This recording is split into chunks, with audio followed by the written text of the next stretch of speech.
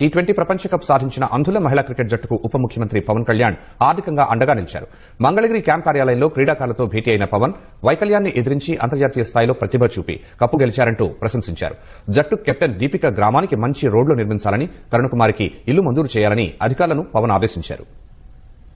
అంధుల cricket T20 ప్రపంచకప్ లో విజయం సాధించిన భారత మహిళా జట్టు శుక్రవారం ఉప ముఖ్యమంత్రి పవన్ కళ్యాణ్ ను కలిసింది. క్రీడాకారులను సత్కరించిన పవన్ ఒక్కొక్కరికి ప్రోత్సాహకంగా 5 లక్షల రూపాయల చెక్కులు అందజేశారు. సహాయ సిబ్బందికి 2 లక్షల చొప్పున మొత్తం 84 లక్షలు ఇచ్చారు. పట్టుచీర ప్రదానం చేసి శాలువాతో సత్కరించారు. ఆంధ్రప్రదేశ్ హస్తకళకు సంబంధించిన జ్ఞాపిక, కొండపల్లి బొమ్మలు, అరకు కాఫీ డబ్బాలతో కూడిన బహుమతి ప్యాక్ అందించారు. అంధ మహిళా క్రికెట్ జట్టు ప్రపంచ కప్ గెలిచి దివ్యాంగులెవరూ తమకున్న వైకల్యం పట్ల బాధపడకుండా చేశారని పవన్ ప్రశంసించారు. అకుంఠిత దీక్షతో ఆడి విజయం సాధిస్తే పేరు ప్రతిష్టలు వాటంతటా అవే వస్తాయని, ఈ విజయం తమ జీవితాల్లో వెలుగులు నింపాలని పవన్ ఆకాంక్షించారు.